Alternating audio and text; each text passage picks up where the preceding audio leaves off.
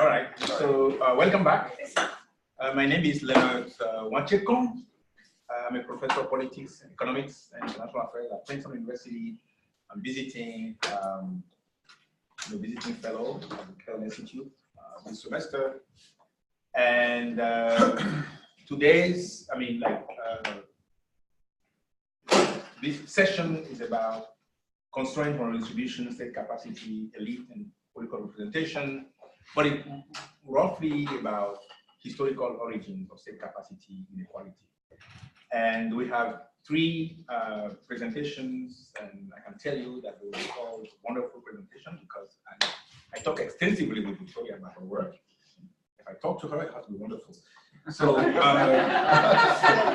come on, some self-promotion here.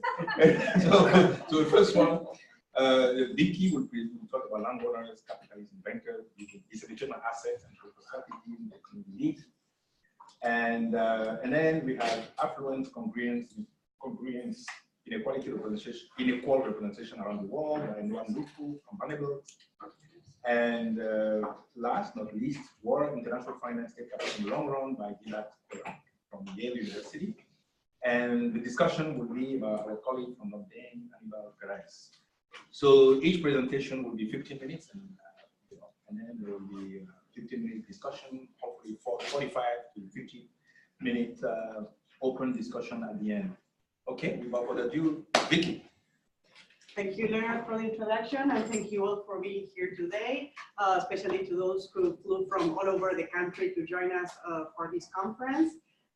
We know it's a busy time of the year, especially for academics, with grading, the end of the semester, and so on and so forth. So thanks a lot for accepting the invitation to present. And thank you also for those like Aníbal, Jasmine, and Abby have accepted to discuss our papers. These panels are very rich. They have 2 or 3 papers, and we all know how much time it consumes to read thoroughly and provide comments to papers. So what I'm going to present to you today, it's a paper that is based on a chapter of my dissertation and current book project, and the title is Landowners, Capitalists, and Bankers, Diversification of Assets and the Political Strategies of the Economic Elite. The puzzle that I tackle in this paper is very old, and we have been talking about this earlier today, and it's about the influence of economic elites in the political arena. Not only practitioners, but also scholars across different fields like economics, political science, sociology, history, you name it, have long been interested in understanding how is it that economic power is translated into political power. And we know that throughout history, there have been, and there still are, many examples of very important business people and powerful business people that have been and are very successful at having access into the political arena and very successful at pushing their interests. So here I have a few examples from the Middle Ages until today, from Jacob Fugger in Germany, a billionaire from that time, Stephen Girard, Warren Buffett, you know him, Carlos Slim, of course, and we can complete this list with dozens of billionaires across the world and across all times. So, okay, one of the big questions, not only the literature, but again, an important and interesting question for all of us who are here today and are interested in understanding how to promote more equal societies is, what is it about this small minority that makes it so influential in the political arena?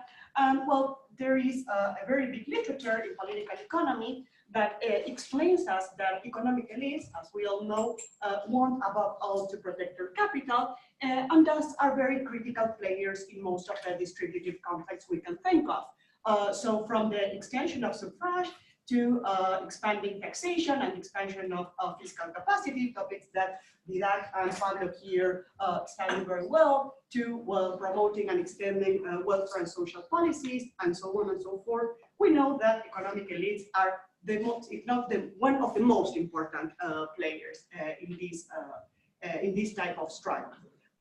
So the point of departure of this paper is that all of these works in political economy work under an implicit or explicit assumption, that is that economic power translates directly into political influence. So that is that economic elites in general either control the state directly or that their interests are automatically represented by political elites. So what I'm going to do here today is to open a little bit this black box and ask what explains economic elites' choice of mechanisms to protect their capital. In other words, why is it that some economic elite members decide to run for elections, sit in Congress, become a president, or instead, why not participate in a business association or use as a mechanism of influence, socializing with key or relevant decision makers in the system. So this is the question that I'm going to try to hopefully convincingly provide an answer for today. So let me start by the takeaway of the paper. So in case you wanna decide to stop listening to me, you know what I'm going to say. So the answer that I will provide to this question basically tries to break with another assumption that is also present in the political economy literature, and that is that economic elites are typically identify themselves with a single economic activity. What does that mean? Does this mean? So from this literature, we know that, well, there is a part of this literature that in general assumes that economic elites want to protect their capital again, and that they have a cohesive agenda to do this, right? So in general, what this works posit is that economic elites act at unison and they jointly try to push for the same interest, and this interest is through different forms and ways to protect their capital, right?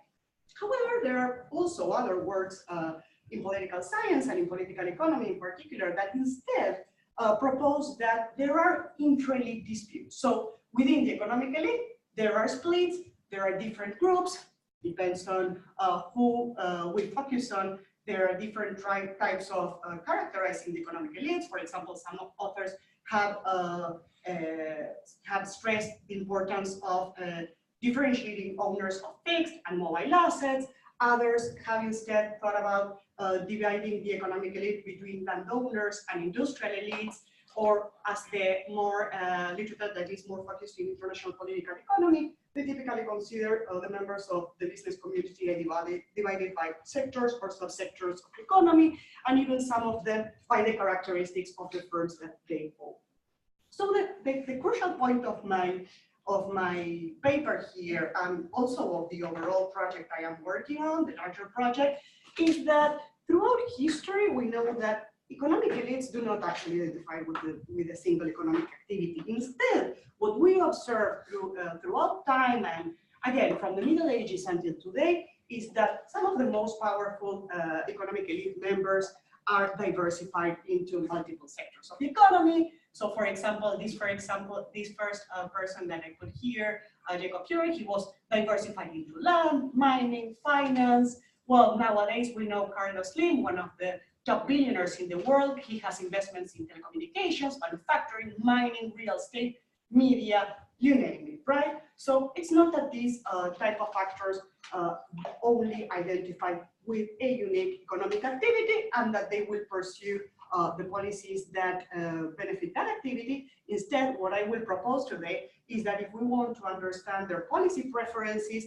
and therefore the mechanisms that they use to advance their interests, we need to disentangle the diversification structure of their asset portfolio. So let me briefly explain you what is portfolio diversification, and I'm happy to go back to this question during the Q&As because, well, yeah, it can get easily complicated.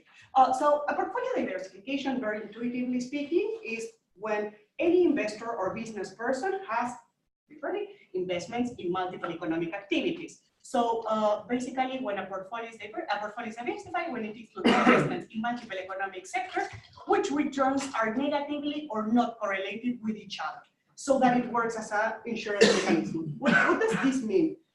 So for instance, let me give you an example. If we have an investor A who has investments in land, but this person also has investments in manufacturing activities that are related to the agricultural sector, that hypothetical investor, we would say, is very low diversified. Why? Because typically the prices of land and agricultural products, even when they are refined and manufactured, they move up together, right? So in my concept of diversification, and I rely on a huge literature in financial economics on this, the idea is that a portfolio is diversified when an investor has assets within his portfolio which prices are not correlated.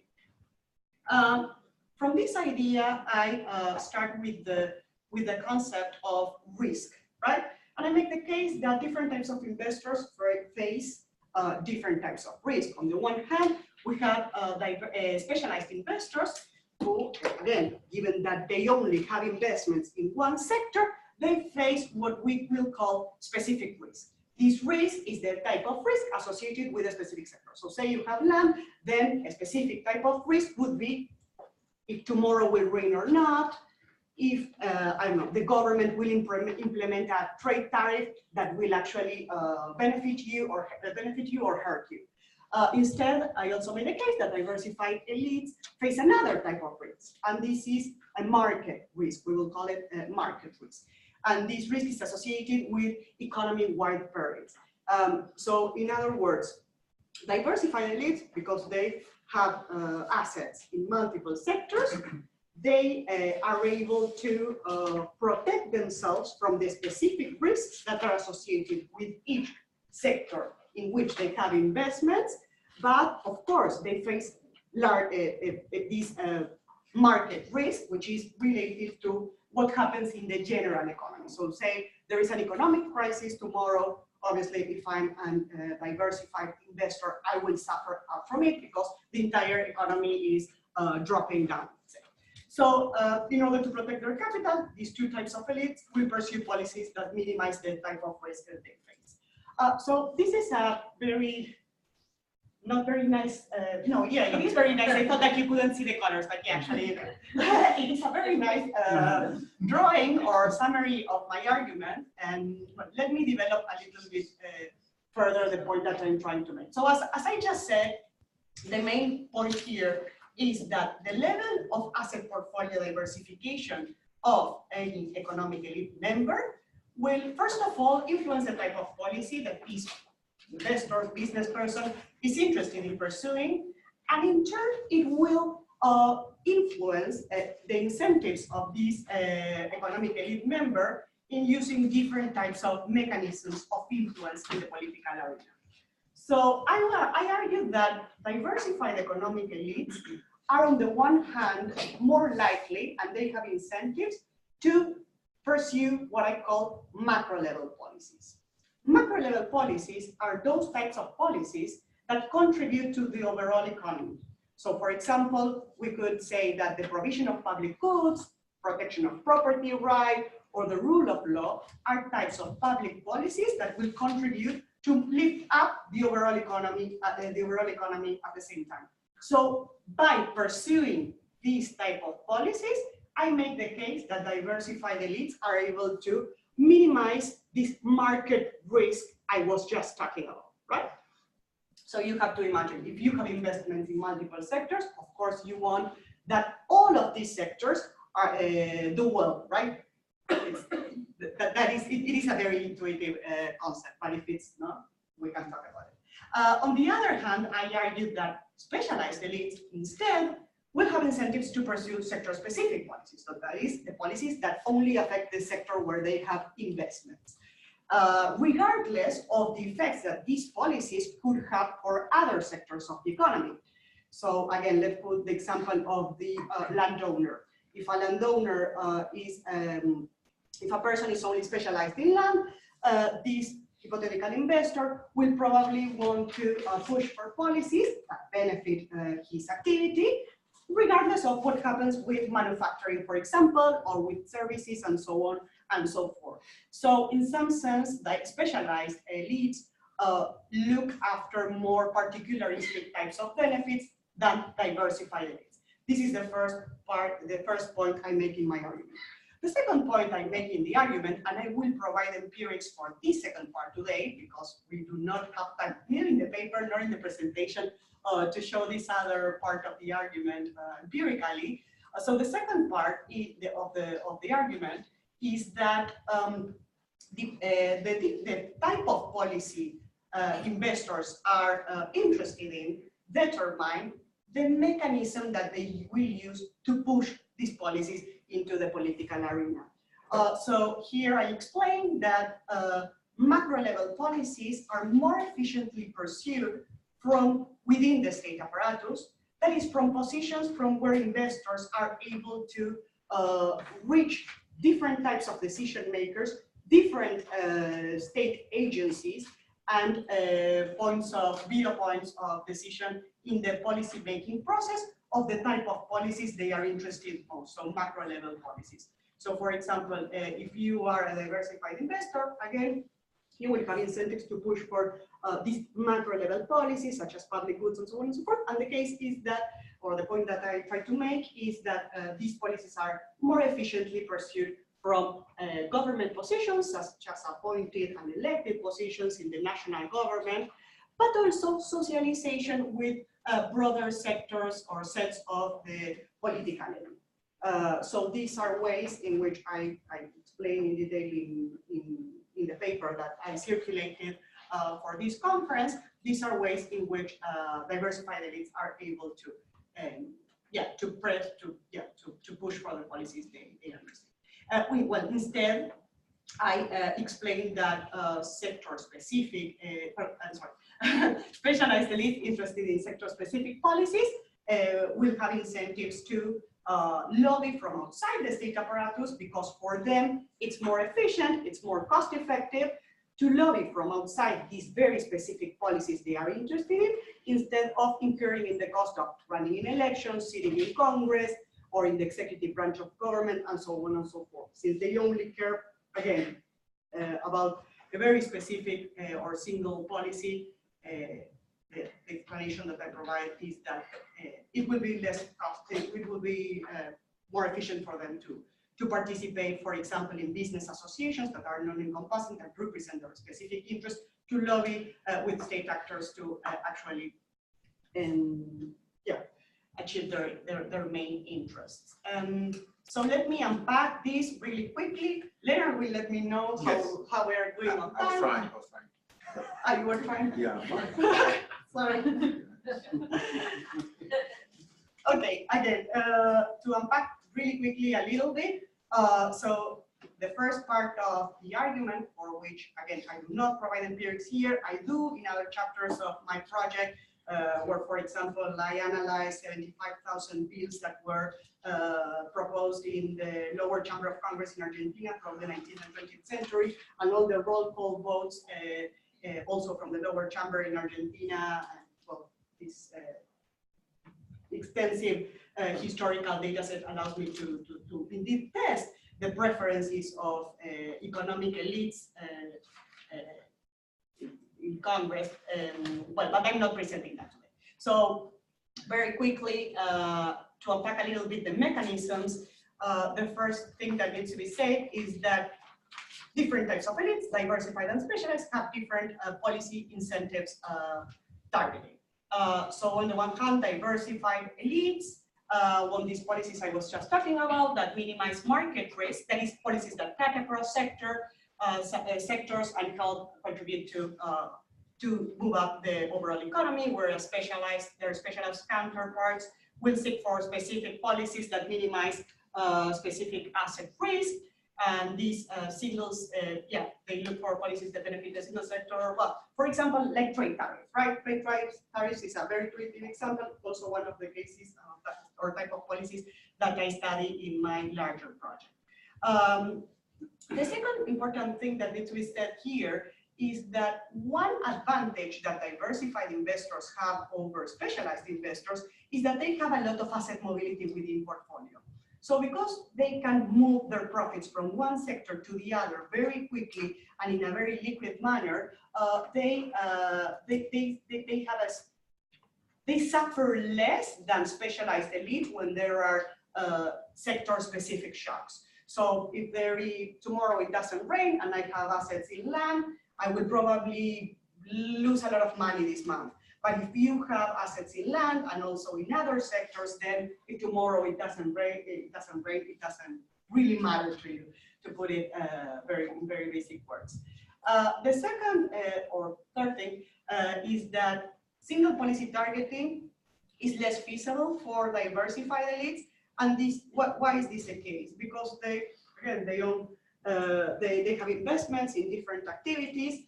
They typically require policies that are tailored to their interests, right? So if you have 30% of your assets in one sector and 70 on another sector, you probably need a different set of policies than another investor that has 30, 30, and 30 in similar sectors, but not the same ones. And finally, and we can discuss more about this during the Q&A if people is interested in hearing more about this part of the project. The other point is that diversified and specialized economic elites have different capacity to act collectively. So for diversified elites, it is more difficult to agree with other members of the business community on a specific sector-specific policy, rather than on macro-level policies that they all consider will be good to protect their diversified portfolios. The second part of the argument, I already announced this, it's more intuitive, I think, well, perhaps not, is that these different policy preferences will affect again their choices, their strategic choice to resort to different instruments, political instruments. So on the one hand, access to multiple actors and agencies of government achieved from within the state. This is what diversified elites want, basically. And on the other hand, specialized elites are more interested in having access to specific decision makers that will make the decisions on the specific policy they care about. And that's why, again, I will argue that they try to lobby from the outside state, from outside the state apparatus. Here, I treat the first two as propositions because I don't test them in this paper. So the first one is that diversified investors are more likely to lobby for macro-level policies than specialized businessmen. The second one is that specialized investors are more likely to lobby for sectorial policies than the diversified investors. And I do not empirically test that here. Here, what I will show you is some evidence, historical evidence from Argentina, some historical correlations to test the following hypotheses. First, that diversified business people are more likely to participate in government in elected positions than specialized ones. They are also more likely to participate in elected and appointed positions. That is the second one. The third one is that specialized business people are instead more likely to participate in sectorial business associations than their diversified counterparts. And the final one is that diversified actors are more likely to participate in social circles where they can socialize with political decision makers that are in different places of the state apparatus. My data, well, I test this argument in Argentina between the mid-19th century and past the second half of the 20th century. For this project, I collected data on quinquennial cohorts of economic elites, and I constructed this data set that has information on the portfolios and political, social, and economic connections of over 82,000 individuals or members of the economic elites, and well, which are basically over 38,000 families. So using data from land censuses, from firm registries where all the shareholders and directors of firms are listed, I was able to reconstruct the portfolios of these members of the economic elite for the whole period. Of course, because for the case of Argentina, I do not have annual data. So in that sense, we do not have a full picture of the universe, but I think that every 5-7 years, in Kenyan cohorts of elites, that it's pretty accurate, or we will get a good sense of how these economic elites became in Argentina during this time. On the other hand, I also resort to original data on the ways in which these economic elites influence the policy-making process, and for this purpose, I collected information on their participation in business associations. So I concentrated in the two most important non-encompassing associations, the one that represents industrial interests and the one that represents rural interests.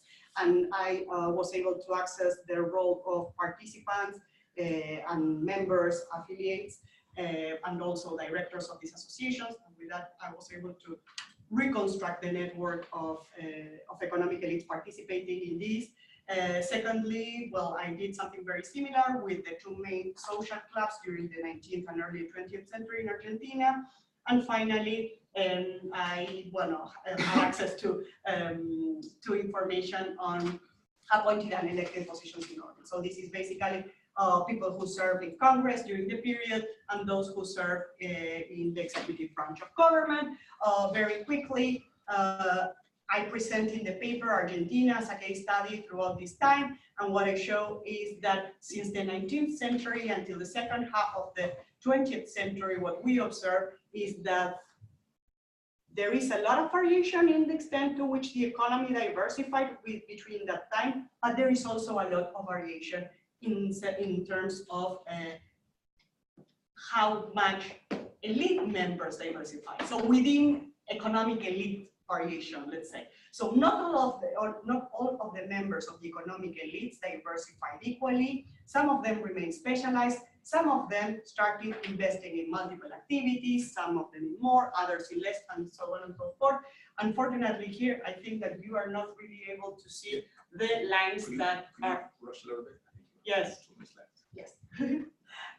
You're not really able to see the lines that actually plot the connections that each member has in different sectors of the economy. Very quickly, my main results, which I would like to discuss more with you during the Q&As, are as expected. Well, I already announced them before almost starting the presentation. So what I find is that the level of individual diversification of these economic elite members indeed has a positive association with occupying positions in Congress and the executive power. It also has a positive association with participating in certain social clubs, which lets us or suggests that both diversified and specialized business elites participated in different types of social networks. And I'm also happy to talk more about that.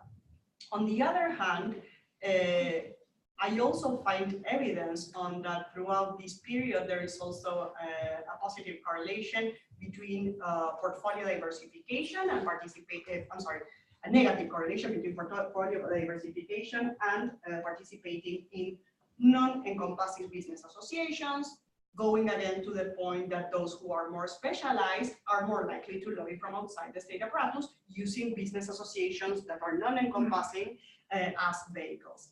I'm happy to talk more about the data here. Well, I'm controlling for all the sectors in which these economic elite members are present, also for contextual variables and political variables.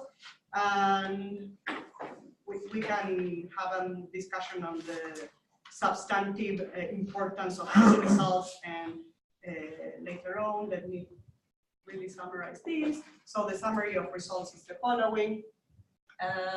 Well, this is something that I already said, but something that I did and I would like to point out, it's like a secondary product of the paper, because this is not really part of my theory, but it's also something that I think it's interesting and would be interesting to discuss here today perhaps, is that not only diversified elites and specialized elites pursue different types, well, have different policy preferences and pursue different types use different types of mechanisms, but also political context matters a lot. So I also find that democracy favors economic elites active lobbying via different types, except for their participation in the Rural Interest Association, which for those of you who know something about Argentina's history, we all know that the Sociedad Rural Argentina, that is the business association representing this rural interest, has long been considered by historians as a very conservative type of organization, and well, affiliates.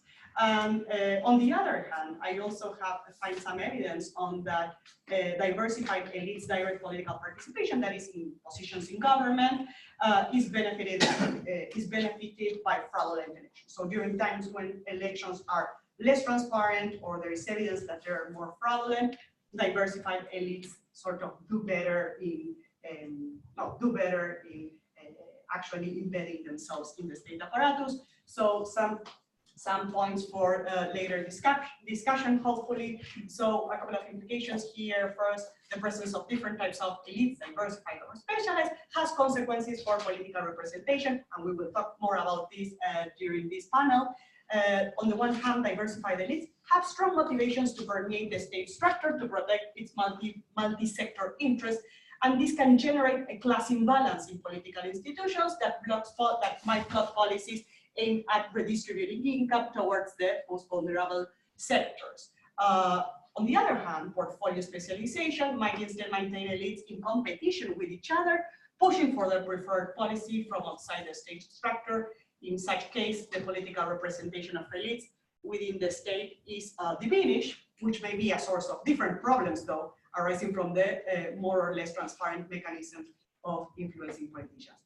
To final word, so there is no right answer in the sense of which type of elites is better. We don't know. Well, I find evidence that the political influence of any type can have positive but also negative consequences for the economy. In my larger project, in case you're interested, the case that I study where elites are typically more diversified is Chile, and Argentina is where they are more specialized, and I'm also happy to talk about that later. Thank you. And I'm sorry if I took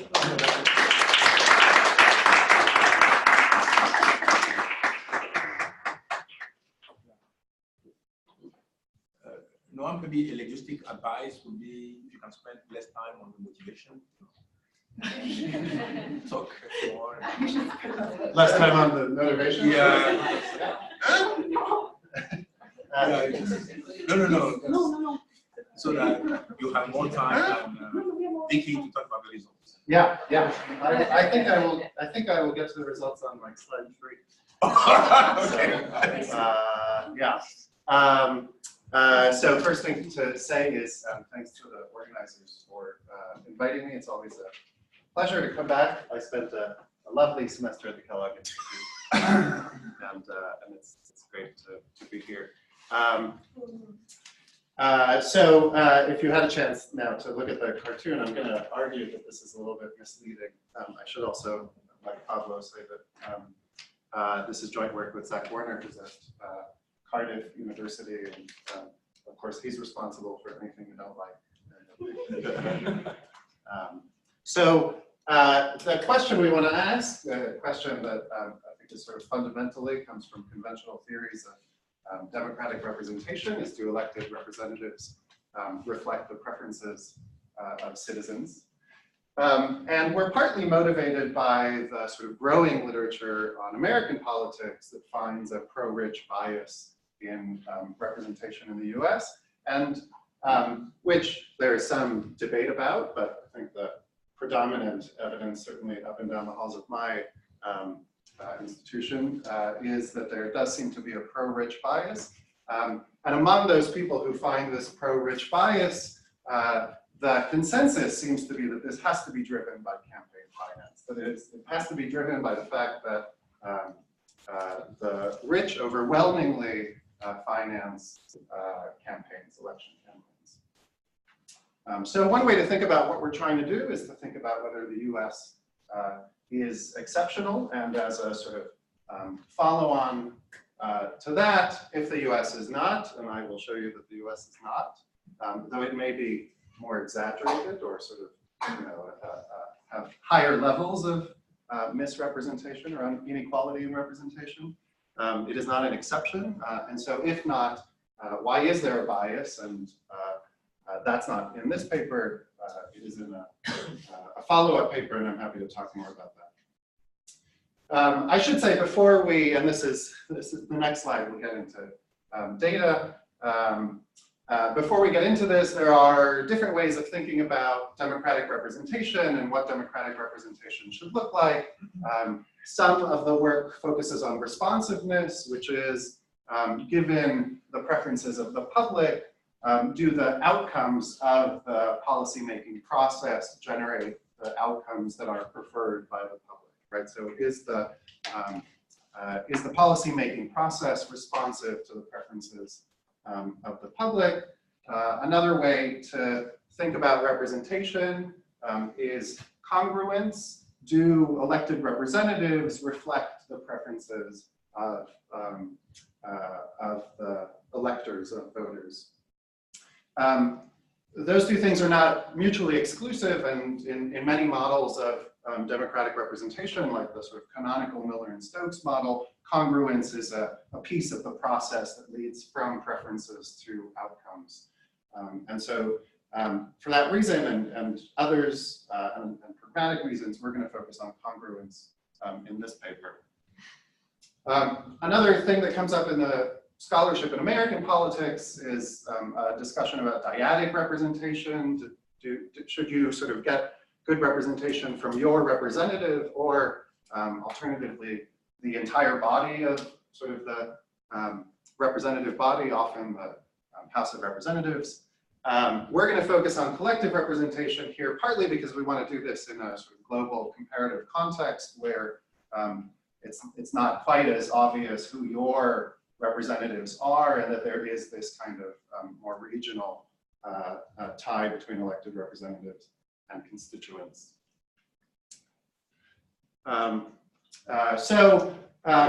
Turning to the empirics, ideally, if we wanted to test this, what we would want to have is we want to compare mass preferences and policy outcomes on every possible dimension every possible policy dimension. Of course, we can't do that. Marty Gillen's at UCLA now, in his book, Affluence and Influence, which we sort of riff on, comes the closest. He looks at every survey question that asked about a policy preference in the United States over time, right? And then he compares that to whether or not the policy was approved in Congress. Again, that's only those issues that were asked about that pollsters and academics decided to ask about, right? Not all the possible sort of things. My colleague Larry Bartels looks instead at nominate scores, right? Sort of left-right placement of individuals compared to senators' behavior. Neither of those is available comparatively in any sort of comparative sense, or even sort of for very many countries. So again, we're going to turn to congruence, and we're going to compare elite and mass survey responses. Now, I think that's reasonable as a sort of step in the direction of thinking about representation.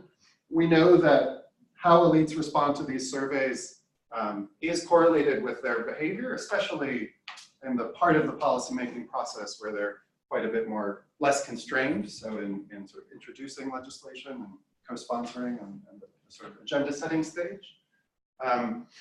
And there's a very large literature on descriptive representation that focuses on congruence as being sort of normatively something that we should care about. We should have elected bodies that look like the voters that elect them. Okay, so we collected every available elite survey, that is a survey of legislators or candidates where we can sort of identify the ones who won, with a left-right placement question. And we matched that to a mass survey in that same country year. When I say country year, it's actually country legislative session. So for whatever that session that these elite respondents were elected to, we take all the mass surveys that we have for that period and put them together and match those. Together, that means we have 90,000 elite observations, elite respondents, and 3.9 million mass respondents. That covers 563 country years, 52 countries, over 30 years. And I should say, this is all the available data, but it is mostly Europe and Latin America, because that's where these elite surveys have been done. There have been some elite surveys, MP surveys, in a number of African countries. Those data are not publicly available yet, so we're waiting on that. What we do is we construct dyads, within each country year between the mass respondents and the elite respondents. And in that way, we can sort of characterize the distance between the preferences of the voters and the preferences of elites, and I'm happy to talk more about that. What that means is that we end up with 99 million observations and nearly 4 million sort of random effects that we would want to estimate. That becomes computationally very difficult, even in our physics cluster of high-performance computers. We couldn't get that to converge within the 2-week maximum runtime. So we're going to do a couple of sort of shortcuts. One is we're going to drop the random effects. This should not bias the estimate, but reduce our estimate of the standard errors. So you know, we should be underestimating our uncertainty. And here we're going to use iterated weighted least squares. The other way that we're going to do it is a bootstrap estimate of the uncertainty by taking samples of the data. This is also not kosher because the dyads are not independent of each other, right? But to the extent that we get the same thing with both of these, we should have some confidence. Finally, we're going to use an aggregate measure of the distance between the two distributions using something that we introduced in a piece in political analysis a couple of years ago called the Earth Mover's Distance, which I won't say more about. You can look it up, or I'm happy to talk in the Q&A about it. And then we have various ways that we try to compute the relative wealth of mass respondents, because we want to separate those at the top from those at the bottom. Different surveys have different ways that allow us to do this, and we have sort of a hierarchy of what we would prefer to have and you know, what's available. So this is the main result. If you're at the you know, top of the distribution and the top 20% of the distribution, your distance from your preferences, the distance between your preferences and those of elected representatives is no different than the sort of overall distance between those two. If you're at the bottom 20% of the wealth distribution, you are 15% further away from your elected officials in the average country in these data. And that's true basically regardless of what, you know, sort of estimation method we use. Now, this is just using sort of these left-right respondents. We know that left-right self-placement has all sorts of problems. Lots of people don't respond to those questions. And people mean different things when they say left and right. Another one of my colleagues has written extensively about this. So of course they collapse lots of issues and there's high non-response. So we do have a few cases where the LAFOP surveys, the Americas Barometer across the Americas, and the Parliamentary Elites Project from the University of Salamanca coordinated on a series of more specific policy placement issue questions. And so we can recur to those instead. And we have those for 2010, 2012, and 2014. Here's what that looks like. So these again are the left-right individual placements. You see the same sort of pattern. Then we can take the economic policy questions, like do you support major industries being held by the state rather than the private sector, those kinds of things. And you can see a sort of similar trend on sort of more specific economic policy questions. You see the reverse trend when it comes to, unfortunately, the only sort of social or cultural issue that was asked in these series of questions. Abortion was sort of not on the agenda at the time, and Latin American politics, but same-sex marriage was. And you see the opposite. The preferences of the poor are much closer to their elected representatives than those of the rich on the same-sex marriage issue. All of these are absolute distances. So you might say, you know, what's the direction of the bias? You probably all imagine what it might be. Indeed, on the economic issue, here what you're looking at is the mean preference of the poor, the bottom 20% in each country, is normalized at 0. The black dots are the mean position of the rich, and the squares are the position of the elected representatives. And what you can see is that in all cases, and I'm happy to talk about Argentina, why it's always sort of different. In all cases, in most cases, the rich are further to the right than the poor, right? Consistent with something Pablo suggested this morning. And elected representatives tend to be closer to the rich, if not sort of more conservative even than the rich. And again, remember when I say rich, we're talking about the top 20%. So presumably if we were thinking about the top 1%, they would be sort of even closer to the elected representatives. When it comes to same-sex marriage, again, this is the mean position of the poor. The rich tend to be more liberal on same-sex marriage. Elected representatives tend to be more conservative. So on sort of both dimensions, there's a sort of conservative bias among elites. So we see representation is biased on average. The direction seems to depend on the type of issue. There's some more work that Larry Bartels has been doing on Western Europe and finds some similar differences between economic policy responsiveness and immigration issues, where the responsiveness on immigration seems to be more towards the poor. So that would be sort of consistent with what we're seeing on what I'm calling social issues, although again, we unfortunately only have same-sex marriage. But really the reasons for these biases are not well understood. Again, the consensus in American politics is that this has to do with campaign finance. But here we are in a world, and I should have said that the United States is not in this data set because there has not been an elite survey of members of Congress since 1953.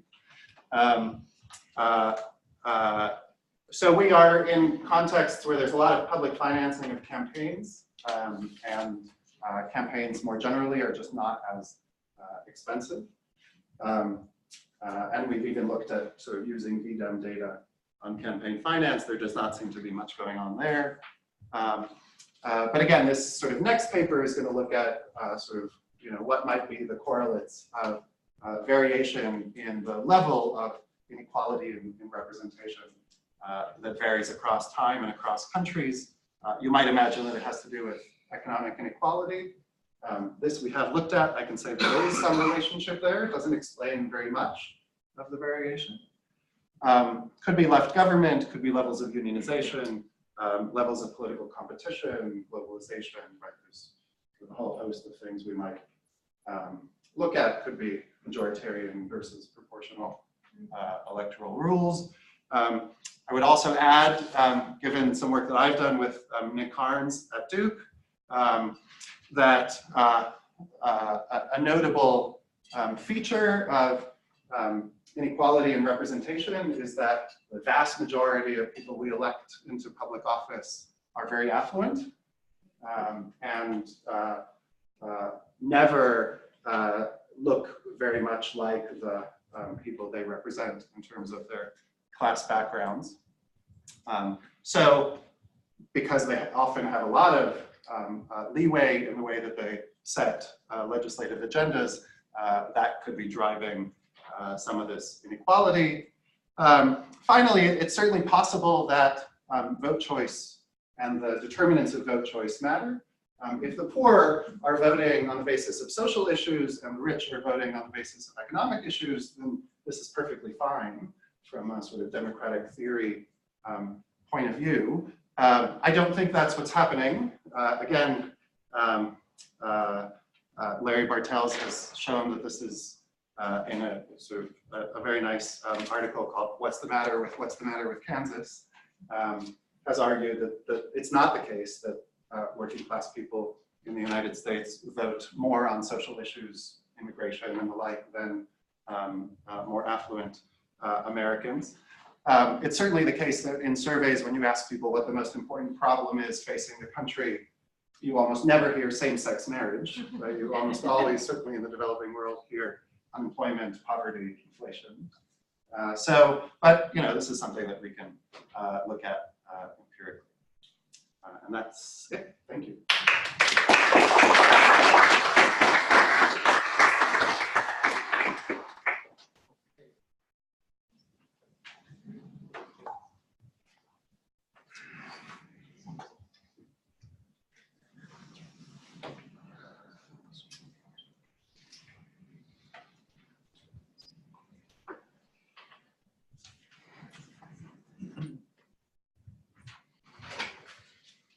Thank you very much for the invitation.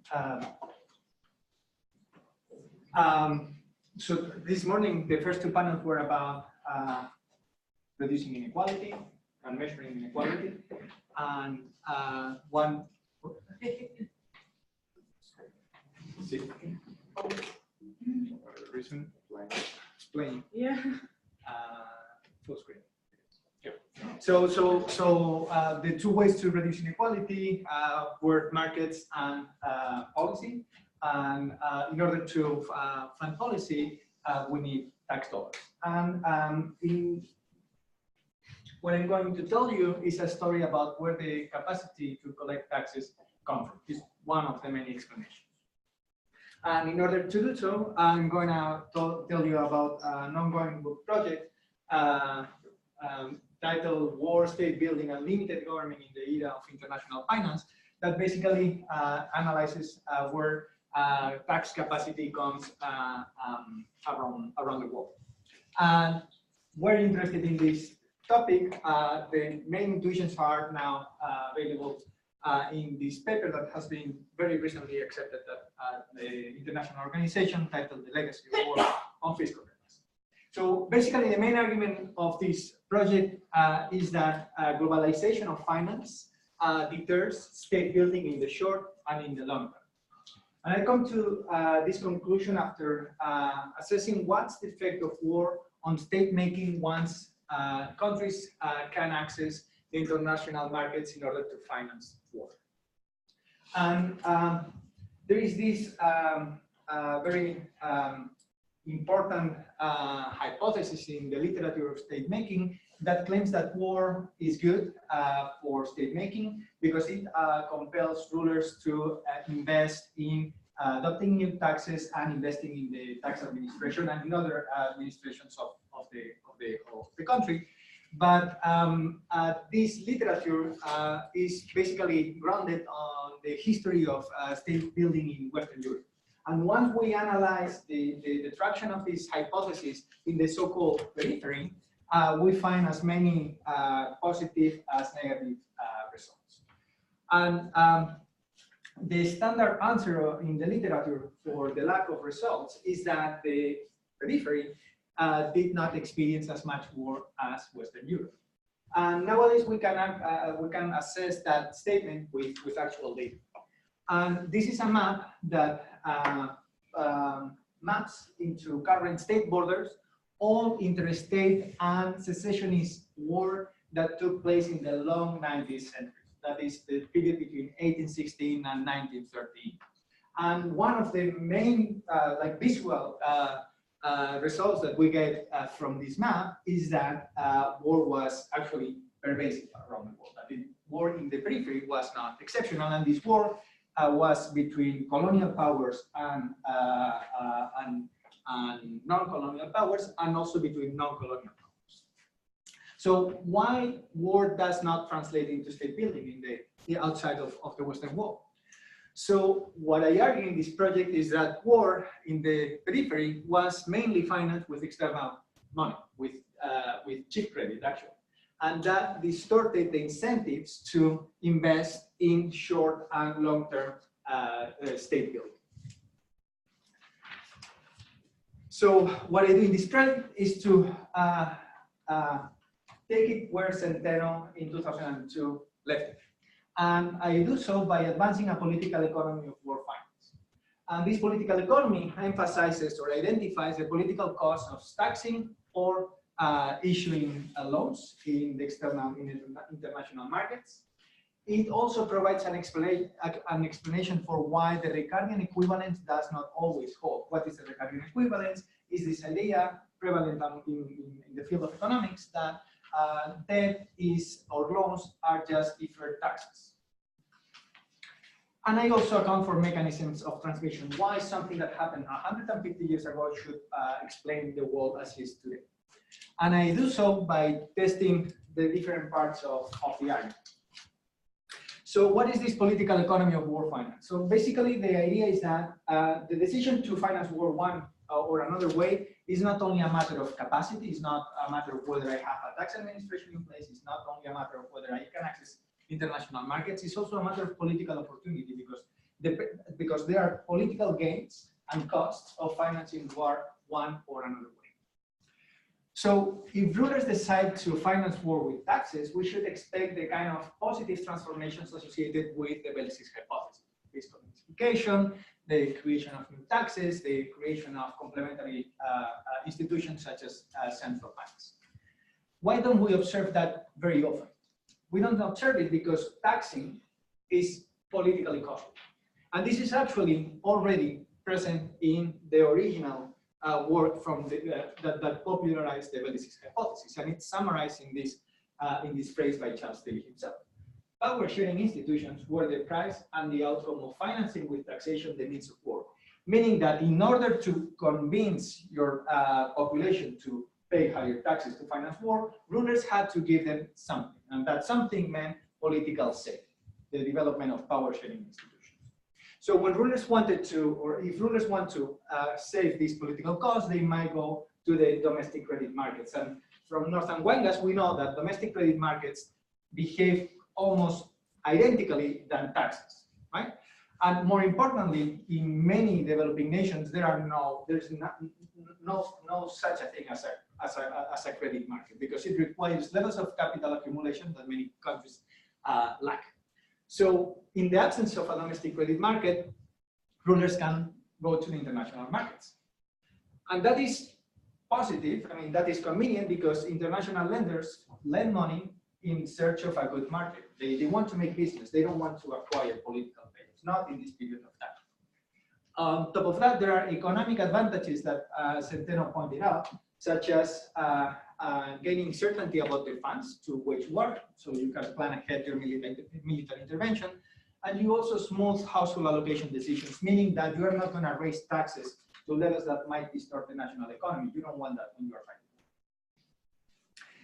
The problem is that the effect of financing war externally on fiscal capacity are uncertain, and they are uncertain because some countries repay their war debt in time and in full, whereas others don't, others default. And all the countries eventually regain access to the international markets, and they do so by signing default settlements with international investors. So what's going on with this default settlement? So when we read the fine print of these settlements, we see that there is a huge debt relief between 30, 50, 60% that already weakens incentives to build state capacity. More important than that, there is a lot of debt equity swaps. What are debt equity swaps? Is basically the exchange of war debt for domestic monopolies. So a country, a developing nation, would handle over the state monopoly in railroads or mines to foreign investors. So that source of revenue is gone. In exchange of that, they regain access to international credit market, but the tax base gets thinner over time. So basically the main idea is that debt relief and the exchange of war debt for non-tax revenue precludes the Ricardian equivalence. That explains why countries might fight war but not develop state capacity. So based on this logic, I draw a very simple empirical implication. The more war is financed with taxes relative to loans, the stronger the effect of war on long-term fiscal capacity should be. And at this point, I regularly would move into the statistical analysis, but since this is a workshop on the Americas, I want to give you an example for the Americas. And this brings us to Chile. So Chile fought 3 interstate wars in the long 19th century. And 2 of them, I hope that you can see this, 2 of them were fought while the country was in default. The country did not have access to international markets. There was another war that was fought while having access to the international credit markets. Let me also say that this war does not enter the standard data sets of warfare just because it doesn't reach the 1,000 casualties. So basically, I'm gonna concentrate on the comparison of fighting war, having access to international markets with not having access to international markets. So what I'm gonna do first is I'm gonna plot the evolution of public debt as percentage of GDP. And I'm gonna see what happens when countries have access to international markets and go to war. And what we see is that national debt increases by, in this case, 300 percentage points. Okay, so basically this was war that was financed with credit. When the war was not, was fought while not having access to international markets, debt did not increase. If any, it decreased. So what happens with that, with taxes? We see the opposite. When the country has access to international markets, debt taxes almost don't increase. Here, taxes increase by 75%.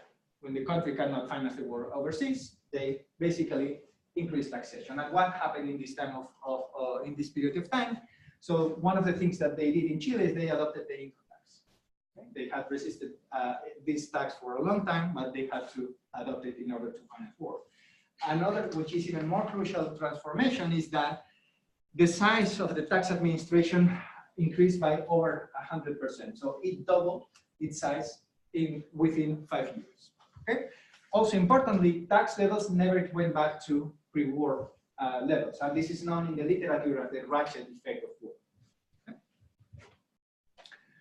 So back to the cross-national debts. I want to see whether this logic applies to war around the world from 1816 to 1916, and I focus on this period of time because this is a period in which interstate war is very basic, unlike the 20th century post-World War II, and there is massive international lending.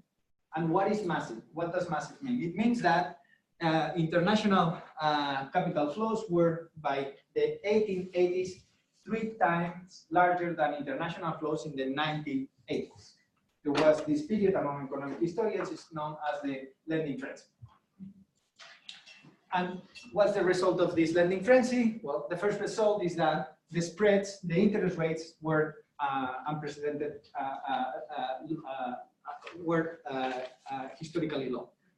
And in order to actually document this, what I created is a data set that expands an existing data set by David Savage that codes interest rates in Western Europe until 1815. So what I did is I added these additional cases after 1815. And what we see is that countries in the periphery, because here is when we have new countries in the world, inherited the conditions that countries in Western Europe had been developing over 500 years.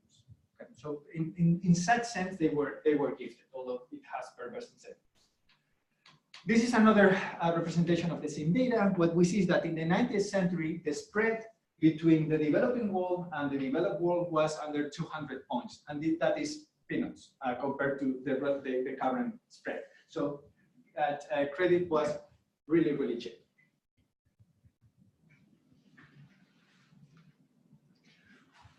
So with this period of time, what I do is I analyze interstate war for a sample of over 100 countries, and my question is, does war finance with taxes increase long-term tax capacity relative to loans? And in order to address this question, one has to address a couple of methodological issues. The first one is that access to credit is not randomly assigned. It's endogenous to state capacity. So what I do is I rely on global credit crunches. These are crises, credit crisis or financial crisis like the one that we experienced in 2008. So there is this sudden stop of credit across the board for developed countries and for developing countries.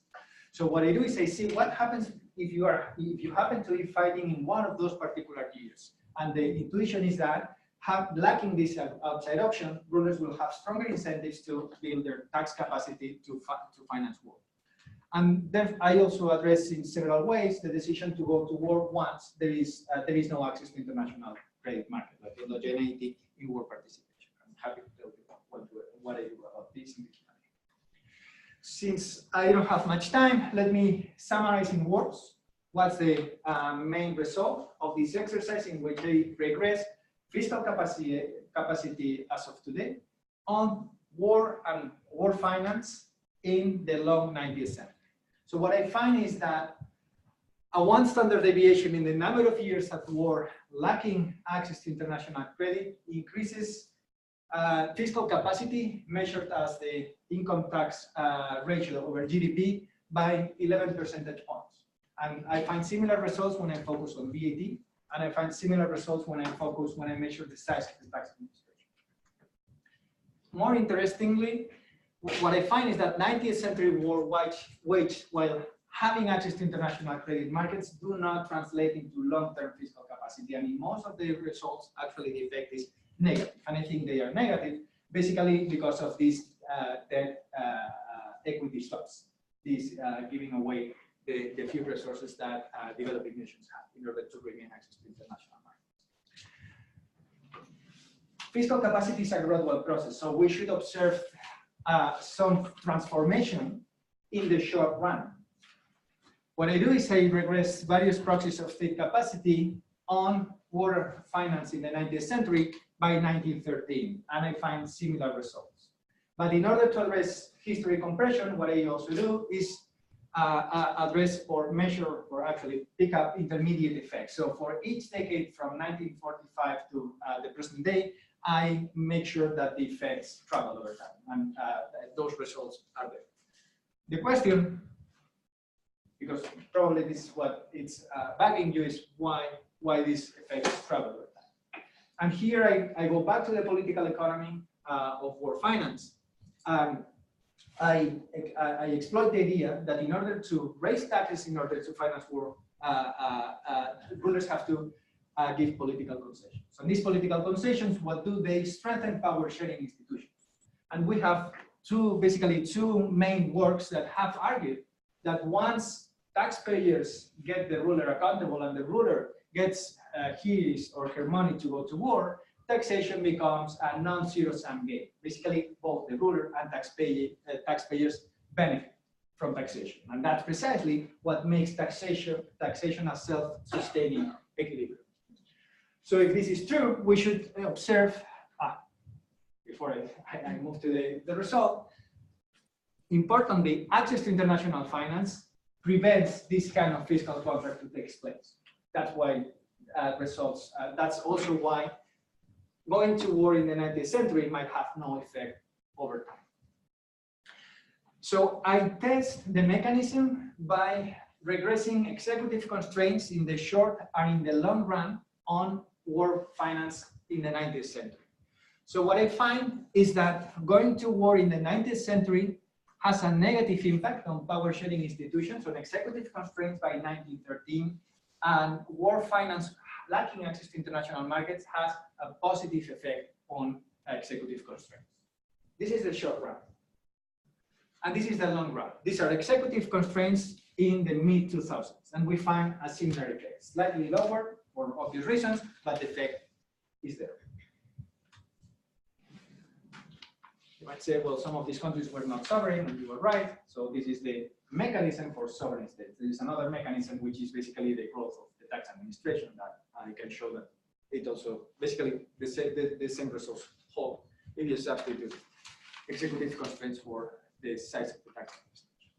Okay, so two main points of this project. The first one is that state making is endogenous to international credit markets, and with this, what I attempt to do is to update the scope conditions of the Pérez hypothesis to a context in which international capital markets are open.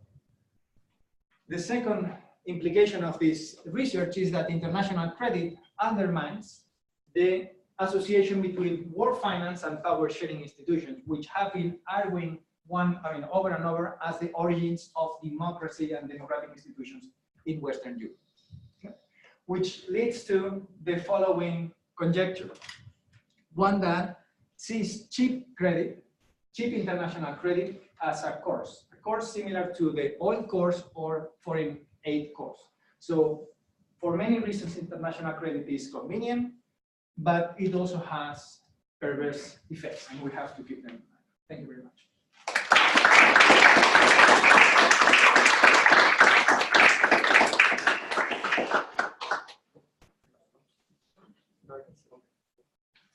So discussion by Aníbal Pérez. Just let me say that I'm very impressed by the three papers. These are fantastic papers, very, very rich in the three cases, and very impressive because of the amount of novel data collection they involve besides the theoretical development. So it was a true pleasure to read those papers. I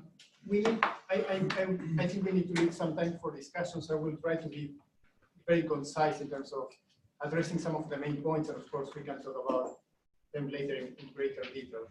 For Paniagua, I think, of course, the big challenge for this paper is to transform this wonderful 100-page paper into a 15-page paper. And this is single space. With appendix. And my defense. Which appendix? But I think that's indicative of how rich the story and the data is. And I will only be able to touch on very general things. But so my main comment is this is the main story across this very rich paper is a story about incentives, right? So diversified elites, elites that diversify their portfolios, in your story have incentives to influence regulations that cut across sectors, what you call macro level policies. And to do so, they are more likely to occupy elected positions in government, appointed positions in national government, Congress and in the executive, and joint peak associations and elite clubs and so on. In contrast, specialized elites that focus on particular economic sectors have incentives to have demands that are more particularistic in terms of public policy, that are sectoral, and therefore concentrate their efforts in lobbying and non-encompassing business associations that are very specific. So, and you have great evidence for that. Now, this is a story about incentives, but I would like you to think a little bit, and I think this, in one way or another, reviewers will come to this possibility when they read your work, is that I think it's worth thinking about as an alternative story that is observational and equivalent, which is a story about capacity. And the story about capacity, I think, has a kind of a synchronic and a diachronic side to it, but I think the synchronic side is perhaps the most important one. So imagine that there are two types of elites, right? The ones that we may call top elites, right? The cosmopolitan elites, kind of the high aristocracy of the economic elites, the dukes of the economic system, let's say.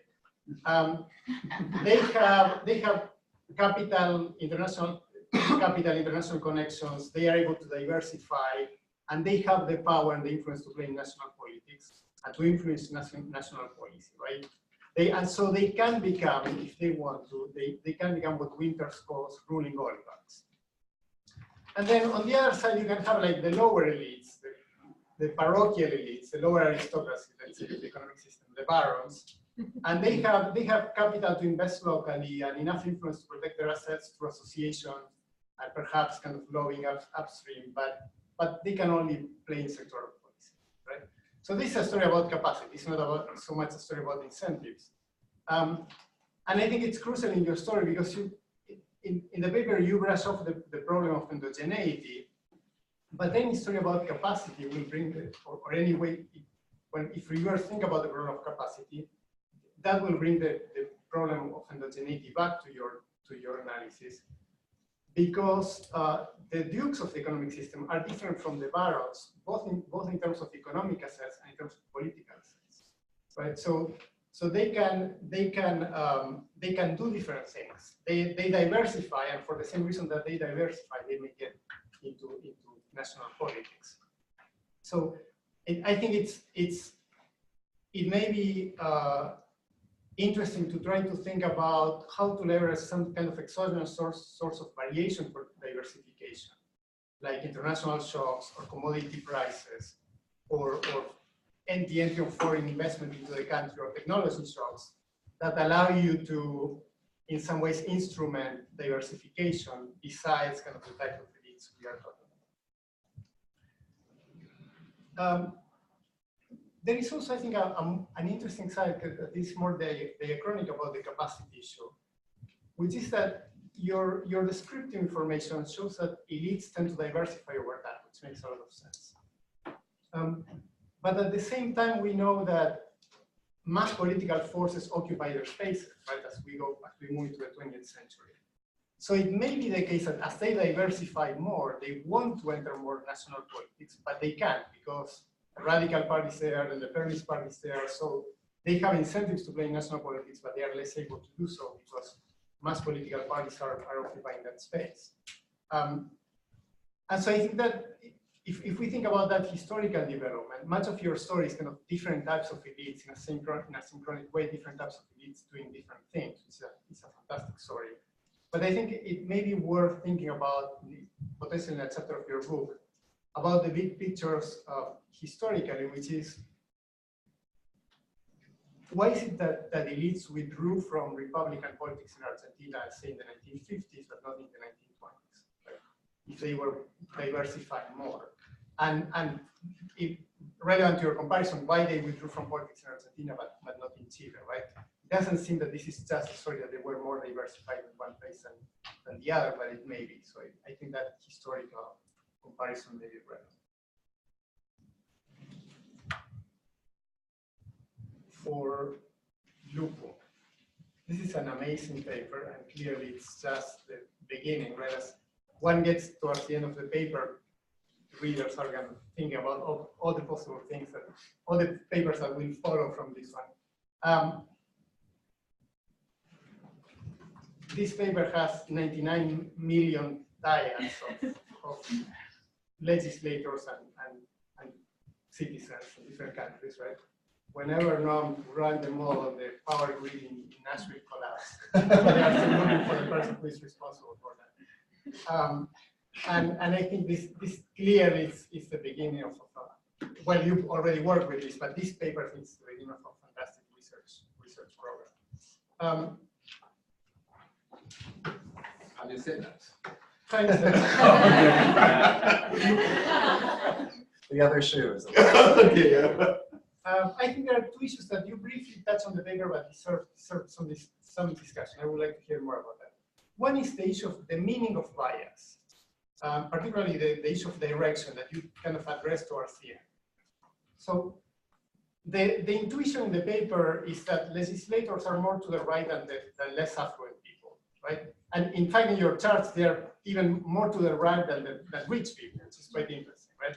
So you have some evidence of that. But I also wonder to what extent the issue of distance can also be related to the intensity of preferences. And this may be particularly relevant for the EMD measure that is based on the distribution. So it may be that legislators have stronger ideological positions, or they are more towards extreme, and poorer voters are centrist, so that creates distance. So it's not one directional. Or it may be the opposite, right? It may be that legislators and educated people more in general know that they're supposed to be moderate, so they tend to cluster towards the center, and poorer voters are more towards extremes. Those mechanisms would create distance, absolute distance, even if it's not kind of ideological distance in the way we are thinking about it. A related comment regarding to this, which is, I think, a practical comment. In the figures, I think it would be useful to predict, to show predicted values rather than marginal effects as you're doing now, because it gets a bit confusing with figure 3 when you go into the same-sex marriage figure, right? Because you have these negative values. And in the models you have in the appendix, you don't have the constant. So these negative values are hard to interpret in the sense that they would only make sense in an absolute model of distance if the constant is positive and very large for the rich people. But we never get to see the constant. So this creates a confusion about what is really what are those coefficients really capturing. And I think if you just plot predicted values, you would solve that confusion. My second question about the paper that you also addressed towards the end, and you touched briefly in the presentation, is what is the mechanism that produces that bias? You mentioned that in the conclusions, but the fact that the elites are different from mass voters is not that surprising, right? They are elites after all. But what I think it's interesting is that the benchmark we somehow have in mind is that we would expect unbiased representation if representatives were literally taken from a random sample from the population, right? So if that's the implicit model, kind of the baseline we have in mind, it would be interesting to think about what kind of process of sampling of representatives would create the patterns that we see. So the issue of money in politics or uneven turnout, etc., all the issues that you mentioned, all of them imply in some ways that we are oversampling candidates from elites populations, which of course is true. But that oversampling would produce bias on all issues, right? They should be similar to rich people in all regards. But that doesn't seem to be the case with regards to culture. So I guess the question is, what kind of sampling mechanism are we creating that would produce that particular pattern? And then finally for Queralt, I have two theoretical points and one empirical point. I think this is one of the most interesting pieces I've read on the issue. I don't follow this literature very much, but on the issue of state formation, heliocentric explanations of state formation. Now, I've always been puzzled by this assumption in the literature linking that you explained very well, linking taxation with power sharing or representation mechanisms, right? The idea that financing war with taxes facilitates or forces compromise between the ruler and taxpayer. It seems to me that the scope conditions, historical scope conditions for this assumption are quite narrow, right? This is based on the experience of Europe after the Middle Ages. But we know that pre-modern empires, when there were no financial markets, financed war with taxes or extraction of some kind, and that involved no concessions whatsoever, right? That's the book of Victoria Hoy on China. It really shows that, right? The ancient empires built extractive bureaucracies to fight war, but they offer no concessions to elites in that regard. Even already in France and Spain in 16th, 17th centuries, we see evidence of forced loans that are never repaid, right? Because monarchs defaulted on them.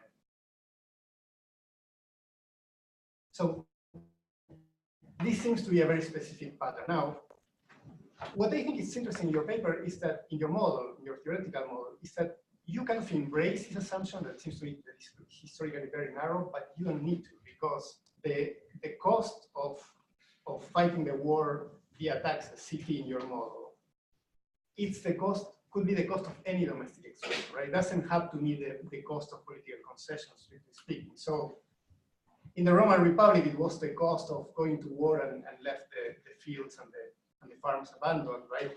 That was the cost they paid for fighting wars with domestic resources, but they were not making any concessions to the taxpayers. My second theoretical question is about the formal model, which is, as I went through the theoretical model, I was wondering, what is unique about war in your theoretical story? Right? It seems to me that model could be deployed to any situation in which the state needs to pay for something that is very necessary. So if going back to Diego's presentation this morning, if you need to pay for social policy and you think that you cannot avoid that, right?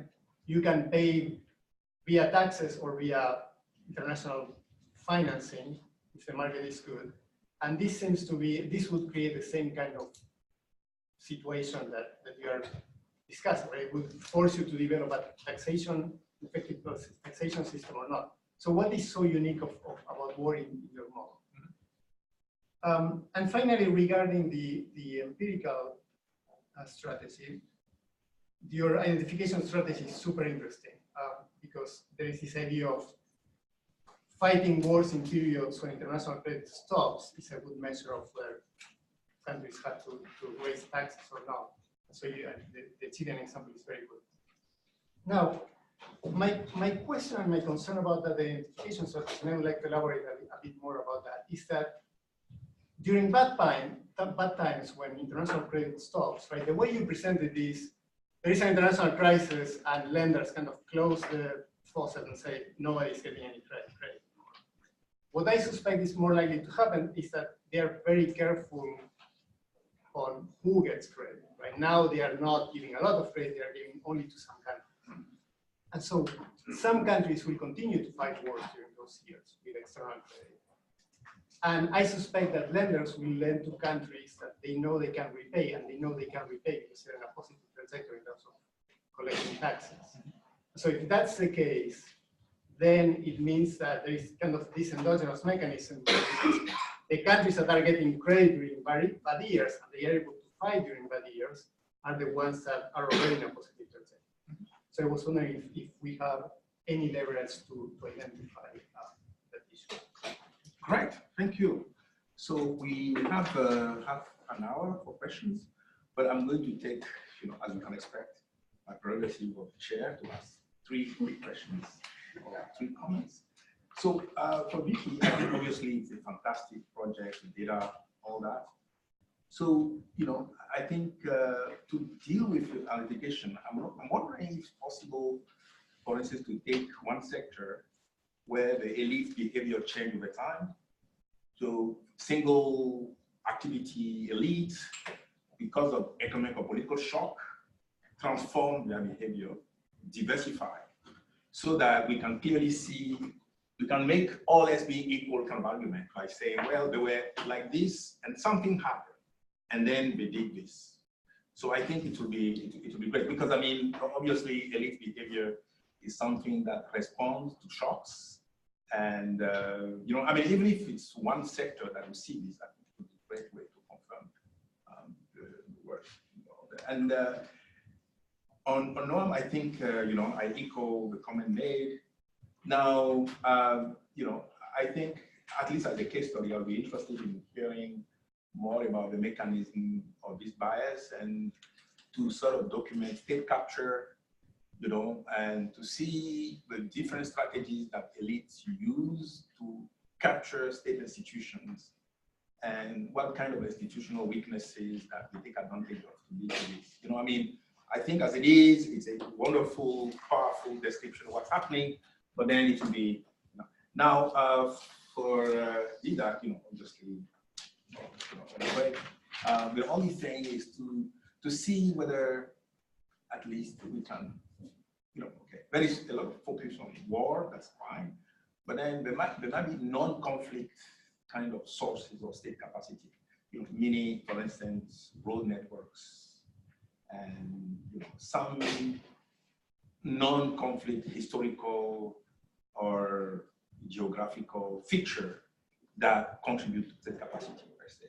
So that when we see state capacity, we can at least differentiate a little bit and say, this is the one due to conflict, this is the one due to other factors. You see what I mean? I see state capacity, 75% of variation is due to non-conflict. So, because some of the stupid conclusion that you see from Chile, where people saying Africa need to have more war. So, you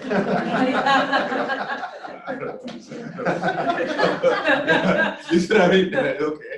Let's go ahead. Thank you. Anyway, other than that, I think it's all great work, great data, and very insightful. Thank you. Yeah. So I have Ben. Okay, I mean, we do 3 at a time, maybe 4, and then Rosario.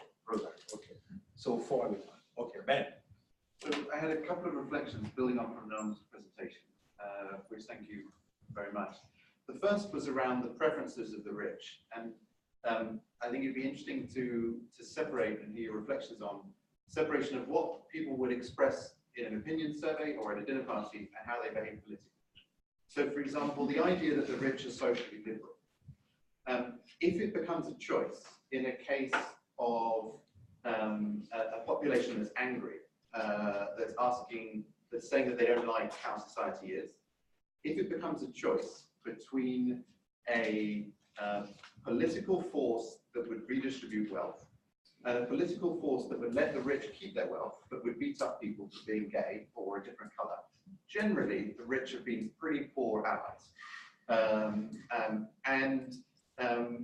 You don't see them having done much to stop Bolsonaro. You don't see them having done much to stop Duterte.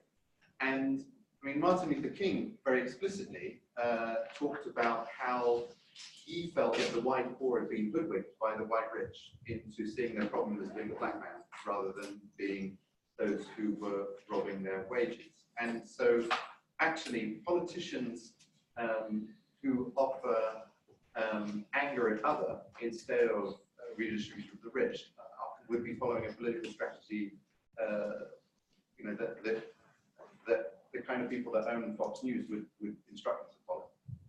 And the second was around the mechanisms for which the wealthy have excessive influence. And I thought it was really interesting, and I think it's a very important point, and I would definitely agree with you, that it doesn't have to be through financing. But what I think that highlights is that there are so many mechanisms through which the rich have excessive power. So I live in Nairobi, for example, and I know that the police will treat friends of mine who live in slums way differently than they'll ever treat me, not because I bribed them, but because I'm wealthy and white and they're poor and black and from an area seen as bad. And so that the state warps itself in the interest of people like me, because it does in all sorts of ways. And it doesn't have to be because I've personally given the police some money. And what that seems to imply, given that there are so many mechanisms, is that yes, it is worth arguing for laws that constrain some of those mechanisms, some of the transfers through which the rich have excessive dominance. But it also seems to indicate that for as long as you have a concentration of wealth, that's a public bad that creates, and therefore, if you really want to tackle the excessive influence of the rich, you need to have less rich. And so you can't have an answer that gets you equality of treatment and maintains massive inequality of wealth. So you should do all those other things, but you should never think that they're a substitute and that you can somehow end up with a playing field that's tilted in which there's still a chance that your side wins the game. Thank you. So my question is for Noam. I'd love to go back to the graphic that shows the mean.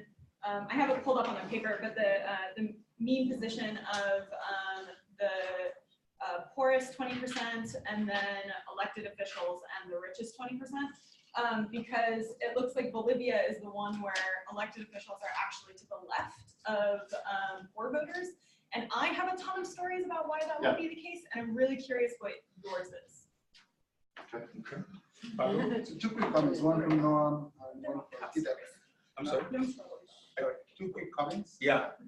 One for questions or whatever, and one for Didac. So for Noam, the congruence on the left-right dimension in some ways is a luxury, but something that becomes consolidated and sort of the normal business of the political arena after a certain level of development and capacity and party institutionalization has taken place. And here you are consistently looking at a lot of countries in the world for which those processes haven't quite taken place. So you sort of look a little bit to this on the presentation, like this meaning of on the left versus the right.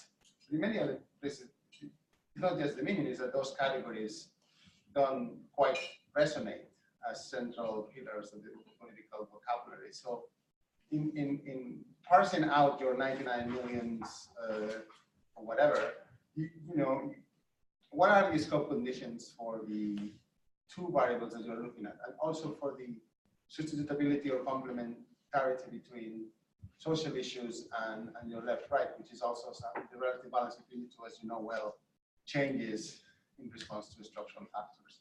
So I can see the beauty of putting the world together in one big monster that collapses the collective greed of Nashville heresy. But I could also see a lot of challenges and trade-offs when it comes to actually getting into the why. And for that, just I want to hear a little bit more about the incentives of these international lenders. I think Aníbal already alluded to it a little bit. It's, you know, at least in the presentation and in the version of the paper that is the previous one that I read, they're treated as a, you know, nature almost. They're there and they lend decisions, but they, you know, who are they? What are their geopolitical interests? And what are their economic interests? It may speak to some of the domestic trade-offs that you're trying to model as well. Yeah. Oh, thank you. It was a fantastic panel. So I just have one comment for Victoria and one for Noam. And so Victoria, I was wondering about the context, you know, because, and this is kind of related to Aníbal's comment. I was thinking about countries in which maybe one industry is super powerful and geographically located, right? So if there's overlap with electoral districts and you don't have to have a diversity of a diverse portfolio to gain political influence. And I was wondering if you're looking at also political influence at the local level, not only at the national level, but even at the national Congress, right? So I was wondering what's your take in how to take into consideration the contextual effects of each country, you know, industry diversification and how that would affect the incentives and the not incentives but the actions that people would, you know, your investors would take, the barons would take in, you know, in comparison with the two. Now I get lost. Okay, so to know, I think it's an amazing research. But I was wondering, I mean, I haven't read the paper, but I was wondering if I want to challenge the idea, the normative idea that representatives have to share the preference of the electorate. And I want to challenge it from the perspective that there are theories of representation that talk about how, you know, because citizens are not completely aware of all the political, you know, environment. Sometimes in order to benefit the citizens, the representatives don't have to share their own points of view, right?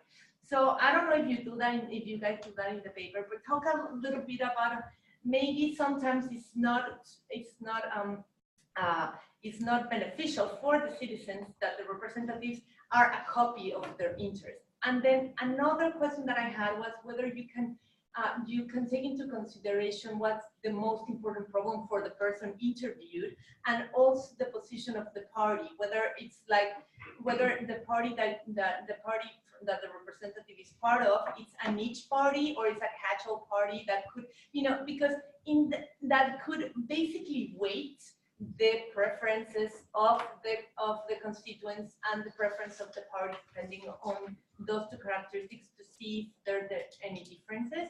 And finally, just to take into account the characteristics of that I think you're doing, the characteristics of the representatives in terms of education and in terms of political experience, just to match the profile of the representatives with the profile of the citizens.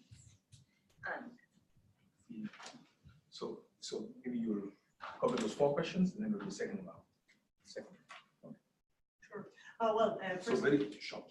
Yeah, okay. First of all, thank you, Aníbal, for reading the paper for the second time, because I mean, he commented another paper of mine relatively recently, so thanks again. And thank you all for your comments as well. So first thing, and the most important one, the elephant in the room, the endogeneity issue in this paper. So 2 or 3 things about that, 3 I guess. First, yes, there is an endogeneity problem. 2, I think that this paper, this is a problem that I have right now. I'm trying to convert it into a solo standing paper. I think that when this paper is read within the larger project and accompanied with other chapters where I tackle the issue of endogeneity and I use a specific research designed to address this issue, this paper is read differently. That being said, yes, if I want to transform it into a solo standing, I need to come up probably with a better or more creative research strategy, such as, like both of you, Leonard and Aníbal, mentioned, perhaps an exogenous shock like a commodity boom or something like that, something that in my mind, something that I've already thought about too, could be really useful.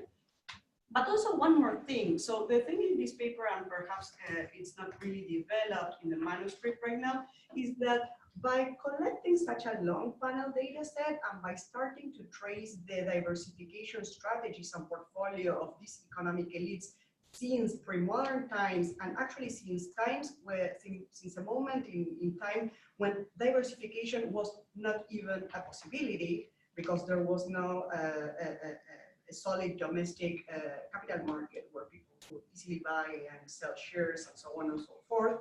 By doing that and tracing this over 100 years, I am hoping to at least convince the reader that these correlations, not claiming causation, but these historical correlations or associations stand. So that on one hand, local level politics, Rosario asked me, that's a very interesting question. For Argentina, actually, I do not look at the extent to which economic elites in general participate in local politics. I do so for the case of Chile because I have very rich data on this, and actually the finding is that indeed diversified elite, because of following the same line of argument, typically tend to run in elections and sit in national level positions, whereas pre-modern land elites, specifically the ones that I concentrate on for the Chile paper, actually remain in local power. So they stay in positions such as mayor, delegado comunal, and so on and so forth. Well, the argument there is that, of course, because their interests are very geographically located at the district level, they prefer to remain in power of the local. And yeah, I will address the rest of the issues later. Thanks for the comments, Aníbal, and others for the questions. I'll just say a couple of things because I don't want to sort of take up too much time answering every single individual question, all of which were useful and things that we're thinking about.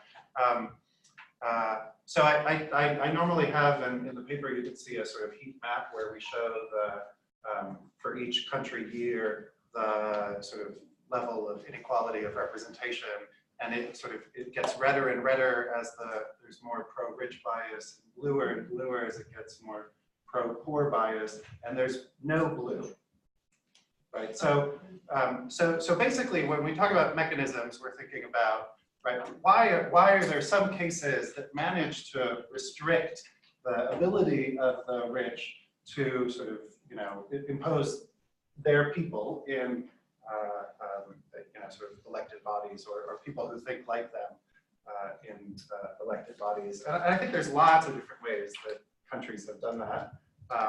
It's not developing versus advanced, and we do have some, we have the great Swedish election panel, which also has elite surveys, where we find the same pattern in terms of economic and social issues, even in one of the model countries. Obviously, one way that you can do that is to eliminate the differences in preferences between the poor and the rich by having wealth compression, right?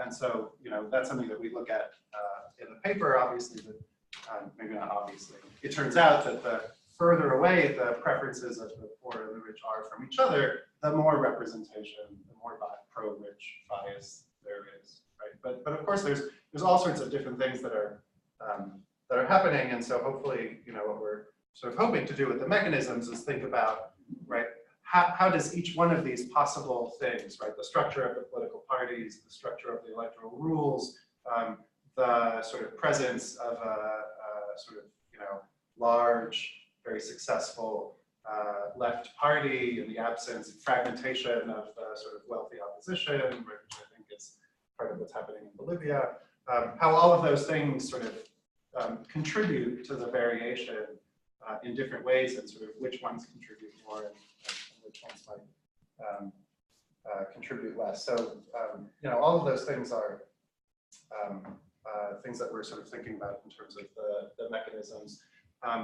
There are other ways of thinking about representation, and it could certainly be true that this is all true, but then legislators actually sort of, look at the preferences of their constituents and then vote the preferences of their constituents.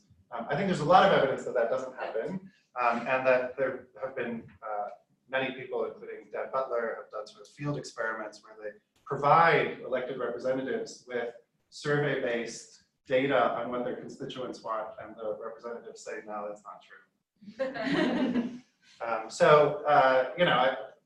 This, I think we sort of lean in terms of, theories of democracy more in the descriptive representation area, which I think is where many sort of normative theorists are these days. But there's certainly other versions that, it would still be, this would all be okay normatively if you believed that those other things were happening, and that we can't state to yet. Yes, thank you so much for reading so closely and for the insightful comments. So it is true that I was myself skeptical about the power sharing institution mechanism, because it's true that even for Western Europe, there are authors that do not agree with that account. Stalin, for instance, he would claim that the military revolution actually canceled those kind of agreements. So I basically allowed the data to speak for itself. If that mechanism was not there, I shouldn't observe any result. But I actually see the result, and I try to be open about that. Maybe it's going to be more open in the book because of space constraint, but and that's also why I'm considering alternative mechanisms of translation, like this bureaucratic building, which might apply. But it's good to know that you don't find that like the city bigger than CL doesn't have to go through this. It makes my life easier. So in terms of addressing who are these lenders and how, whether they lend selectively when credit is tight. So there are two ways to go about this. The first one is to go to and see what economic historians say and what the data show, and basically you read there are these peaks, and they go by when there is a sudden stop of credit, basically there is the market goes to zero, and there is one of these crises in which it doesn't go to zero. I drop it to see what's going on, right? So that's an empirical way to go. The other is to understand the geopolitical considerations. Like we know that colonial colonies, British colonies, would finance at better terms. So what I do is I drop them. We know that maybe there are back channels in which greater powers can actually access, because they have more credit worthiness, they can access money, they can access capital even when the markets are down. So I drop them from the sample. So there are different empirical strategies to address with this, that on top of the more qualitative evidence, I think that and that's actually basically this chapter of the project is basically putting together, except for the new data on interest rates, I'm basically putting together or summarizing the state of the literature in economic history. So that's very common. That's like a norm in the economic history. For Wantchekon and for the policy implications, yes, I don't want Africa to go to war to build state capacity. And so basically, this is like a method. If I had to explain with a regression, I would say that I'm explaining why a marginal effect is zero. So I'm not trying to explain state capacity, all the paths to state capacity. I'm trying to explain why in certain regions of the world you have this robust negative or zero effect of war on state capacity. So the only policy implication, and I don't share it very often because I need that I have to think carefully about how to convey this to the world, because it can be really, it can be misinterpreted. The policy implication of this for the current world is about the non-intended effects of cheap credit, right? Because basically there is a lot of foreign aid in terms of loan that is known as soft credit, right? You try to help countries that really have barriers to growth because they cannot access capital markets, right? And the point is that, okay, that should be the goal, but we have to be aware that when you give money to certain rulers, the money is not going to be properly spent. So that's basically the policy implication that I would try to push forward. I am trying to push forward. Thank you. So we have, I think, 5 minutes left. So let's take 3 questions. So that means 30 seconds per question. And then, okay. So just question, please. Okay. Oh, yes. Okay. Okay. Okay, so I'll be quick. Just one quick question. All very intriguing papers. I like them all. About Noam's paper, I'm just wondering, you've got so much data. I'm wondering if you could sort of maybe build more of a causal argument instead of just looking at overlap. So for instance, I'm thinking within a country, as mean positions change, do you see that reflected over time? And that would open up questions about public opinion, prompting changes, or responding to changes that elites might make. Yeah, thank you. Yeah, just to Didac, it's really great work, very ironclad and convincing. I think that a lot of issues come out, what war is doing and why is war doing this, right? So I wonder if you have looked at the effect of war in contexts in which countries have rents, right? They could finance themselves by rents. Maybe we shouldn't see this, and perhaps the context doesn't apply. And relatedly, I mean, perhaps it's war. You mean natural resources? Yes, yeah, and then perhaps it's really war going to Leonard's point, because perhaps war has this, Shivi, savage conscription of wealth mechanism, right? So perhaps you could find that actually this effect dominates in places in which more people are fighting, and therefore it's easier for the government to make a case that actually others have to pitch in to finance. So that would be a way of actually fleshing out the war mechanism more closely. The effect dominates in high mobilizing places. Yes. I have a simple question to state financing. As an economist, one of the reservation I have is if you finance through taxation, there's an opportunity cost, which is that amount of money taxed is hurt consumptions, reduce investments domestically, right? And externally, if that amount is well invested, you can pay off the interest rate. Externally. By example, China, Xi Jinping is doing. He doesn't want to borrow money. He doesn't want to even use external credit China has against USA. But China is a big problem. Internally, they are not able to finance. Consumption is reduced, domestic investment is wasted. So I think everybody predicts China takes a bond. Right? I want to comment in terms of looking at the opportunity cost of the financing tax. Thank you. Yeah, go ahead. Just very briefly, perhaps something that may be of use to our third speaker in international law history, particularly the history of the evolution of the international financial system.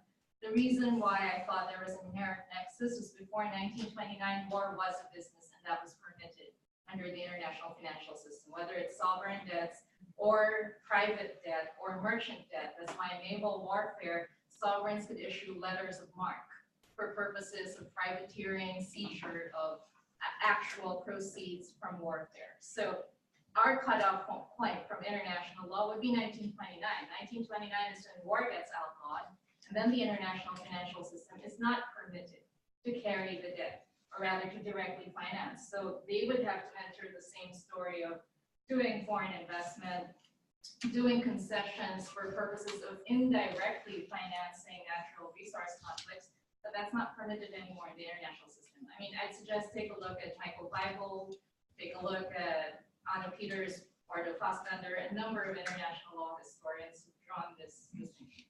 Okay. Yeah.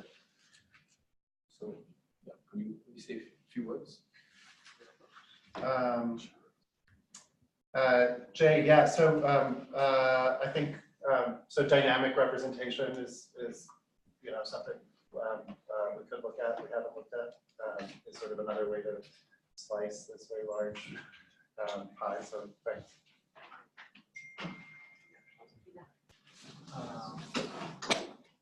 Yes, well,